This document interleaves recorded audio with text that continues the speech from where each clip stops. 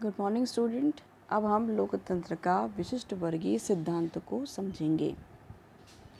लोकतंत्र को जनता का जनता के द्वारा और जनता के लिए शासन मानने वाले विचारकों का कहना है कि लोकतंत्रात्मक व्यवस्था में शासन सभी की इच्छा अनुसार चलता है। इस व्यवस्था में किसी भी नागरिक की उपेक्षा नहीं होती। सभी नागरिकों को अपनी योग्यता के अनुसार ऊंचा उठने के अवसर प्राप्त होते हैं। समाज के किसी भी वर्ग को विशेषाधिकार प्राप्त नहीं होता।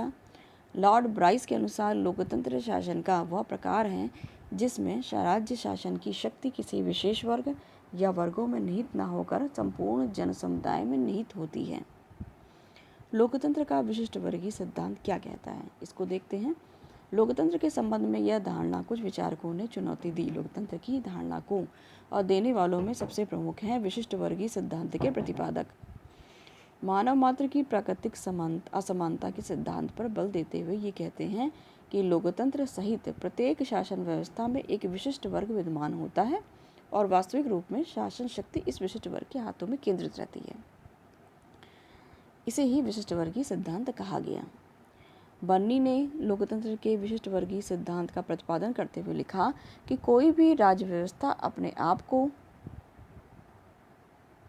लोकतंत्री बतलाने की चाहे कितनी भी चेष्टा क्यों न करें, उसके संगठन में वर्गवादी तत्व विद्यमान होते ही हैं। व्यक्ति सोच सकते हैं कि राजनीतिक प्रक्रिया में भाग ले रहे हैं, लेकिन वस्तुतः उनका प्रभाव चुनाव तक ही सीमित रहता है।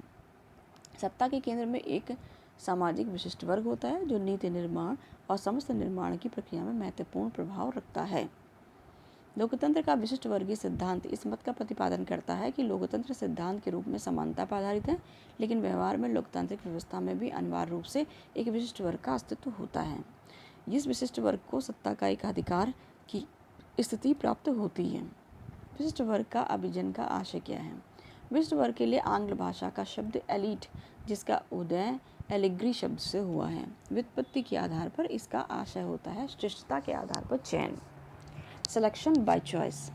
राजनीतिक विचारकों के अनुसार अभिजन या विशिष्ट वर्ग का अर्थ है एक ऐसा छोटा सा वर्ग जिसके हाथों में शासन की शक्ति के समस्त सूत्र केंद्रित हों। यह विशिष्ट वर्ग अपनी प्रगति, विचार, सामाजिक आर्थिक पृष्ठभूमि आदि की दृष्टि से आम लोगों से भिन्नता लिए हुए होता है और उनमें अपने आप को आम लोगों से श्रेष्ठकर मानने की भावना विद्यमान होती है। अतः इनमें बहुत सारे प्रतिपादकों के अनुसार कहा गया है कि Pareto, G Mosca, Robert Michels, C Wright Mills, H D Lasswell और टी बी बॉटोमोर आदि विशिष्ट वर्गीय सिद्धांत के प्रतिपादक थे। इन्होंने बताया कि मानव समाज दो वर्गों में बटा हुआ है, अभिजन अथवा विशिष्ट वर्ग, अभिजनितर अर्थात सामान्य वर्ग। इन दो वर्ग व्यवस्था के वर्ग से ही एक तरह से विभाजित होकर राजनीतिक व्यवस्था चलती है। उदारवाद एक प्रत्यक्ष लोकतंत्र की अगर बात होती है तो वो बहुत रेयर केस में होता है। मोस्टली वर्गवादी व्यवस्था ही हम लोकतंत्र में एक मिक्सअप व्यवस्था के रूप में देखते हैं। इस प्रकार हम देखते हैं कि अब हम देखने की कोशिश करेंगे कि राजनीतिक विशिष्ट वर्ग की विशेषताएं क्या हैं। राजनीतिक विशिष्ट वर्ग की विशेषताएं, सबसे पहली विशेषता छोटा सा संगठित वर्ग है, क्योंकि यह अभिजात वर्ग शक्ति संपन्न वर्ग लोगों से वर्ग होता है। ये उन व्यक्तियों का वर्ग होता है जो शासन व्यवस्था में बहुत महत्वपूर्ण स्थान रखते हैं। विशिष्ट वर्ग है जिसमें राजनीतिक, सैनिक, धार्मिक, औद्योगिक क्षेत्र की ख्याति प्राप्ति लोग इसमें सम्मिलित होते हैं और इस विशिष्ट वर्ग के द्वारा ही शासन व्यवस्था चलाई जाती है। सत्ता पर एकाधिकार की प्रवृत्ति, सत्ता पर पूरा एकाधिकारी नहीं का रहता है और चुनाव के माध्यम से अपने प्रतिनिधियों का चयन जो जनता करती है व्यवहार के अंतर्गत प्रत्येक राजनीतिक दल विशिष्ट वर्गों के लोगों को ही अपना उम्मीदवार बनाता है। मतदाता के पास उसके अतिरिक्त कोई और चारा नहीं होता है, वो इन विशिष्ट लोगों में से ही शासक को अपना चुनाव करते हैं। इस प्रकार से विशिष्ट वर्ग ही चुनकर सामने आता है। विशिष्ट महत्व, इनका विशिष्ट महत्व होता है। सभी अभिजन वर्ग का जीवन के प्रति सामान्य जन से पृथक रूप में अपने एक विशिष्ट दृष्टिकोण होता है। सामान्य जन की तुलना में इसकी भौतिक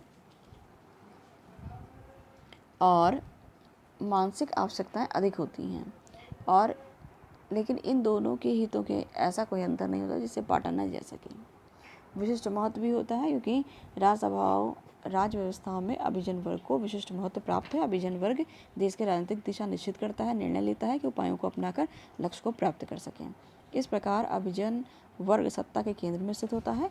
सामान्य जनता भी चाहती है कि अभिजन वर्ग को यह स्थिति विशिष्ट स्थिति उनके हितों की रक्षा और वृद्धि में सहायक होती है। अब अभिजन वर्ग में परिवर्तन। अभिजन वर्ग में निरंतर परिवर्तन होता रहा है। आज जो अभिजन वर्ग है उसका विरोध करने के प्रति अभिजन का जन्म हुआ। यह प्रति अभिजन स्वयं के लिए शासक अभिजन की स्थिति प्राप्त करने के लिए निरंतर प्रयत्नशील रहता है, और जब उसे सफलता प्राप्त हो जाती है तो उसे अभिजन वर्ग में परिवर्तन सभी शासन व्यवस्था में होते हैं। अंतर केवल यह है कि लोकतंत्र में जो चुनाव के रूप में अभिजन वर्ग में परिवर्तन का एक संवैधानिक मार्ग होता है, लेकिन अन्य शासन व्यवस्थाओं में क्रांति और बल प्रयोग के आधार पर अभिजन में परिवर्तन होता रहता है। भारत और अमेरिका में 1977 में चुनाव के आधार पर अभिजन वर्ग में परिवर्तन हुए, लेकिन 1978-79 में ईरान में अभिजन वर्ग में परिवर्तन के लिए क्रांति और बल प्रयोग के तरीकों को अपनाया गया था।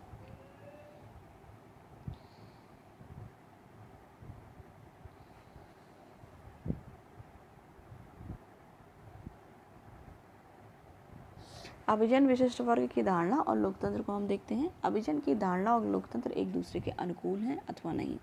इस संबंध में दो दृष्टिकोण सामने आए। पहला, अभिजन की धारणा और लोकतंत्र के विचार में विरोध है। यह विरोध दो रूपों में देखते हैं। पहला, प्रजातांत्रिक राजनीतिक विचार व्यक्तियों की मूलभूत समानता के सिद्धांत में विश्वास करता है, लेकिन अभिजन वर्ग की धारणा व्यक्तियों की असमानता पर आधारित है। दूसरा, प्रजातंत्र बहुमत शासन के विचार पर आधारित है, लेकिन अभिजन वर्ग की धारणा में यह विचार निहित है कि शासक वर्ग अल्पसंख्यक समुदाय होता है।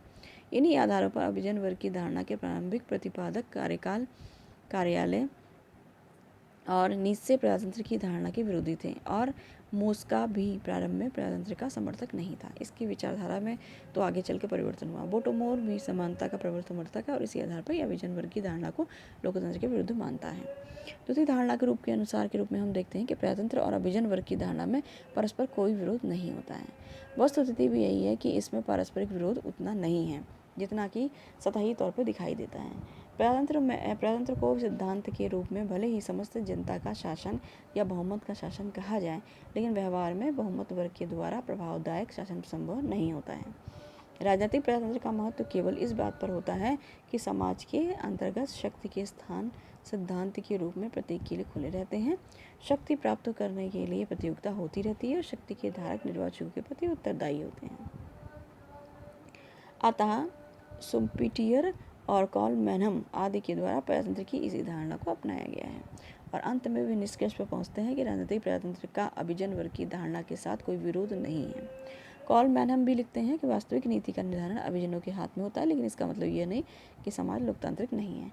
अतः हम एक तरीके से देखते हैं कि लोकतंत्र व्यवस्था में ये अभिजन वर्ग या ये शक्ति संपन्न वर्ग ही व्यवस्था को मोस्टली चलाते हैं। जनता का शासन रहता अवश्य है, जनता के शासन के साथ इनका एक मिक्सअप देखने को मिला है, लेकिन विशिष्ट वर्ग जो अभिजन वर्ग होता है वो प्रभावी ज़रूर होता है। अब इसमें कहा जाता है क्योंकि अभिजन वर्ग कहीं ना कहीं हमारे लिए लाभदायक है, क्योंकि उसमें काफ़ी बुद्धिजीवी लोग हैं, उसमें वो लोग हैं जो काफ़ी शक्ति संपन्न हैं, उसमें धनाढ़ लोग हैं, उसमें वो लोग हैं जो व्यवस्था को आगे लेकर चलने में काफ़ी सहायक होते हैं।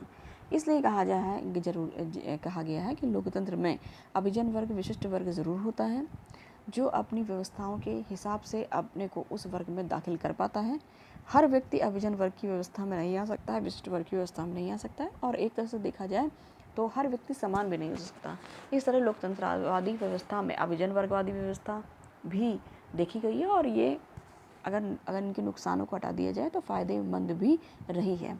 इसमें लोगों ने भी कहा है, जैसे कि कई लोगों ने कहा कि अगर हम लॉर्ड हेल्शम ने जैसे कहा कि अभिजन की अवहेलना लोकतंत्र के लिए वास्तविक संकट का कारण बन जाएगी, क्योंकि सरकार को चलाने के लिए अभिजन वर्ग काफ़ी सहायता की स्थिति में या काफ़ी सहायक होता है, और इसके द्वारा एक तरीके से लोकतंत्रवादी व्यवस्था विकास की तरफ काफ़ी तेज़ी से बढ़ती है।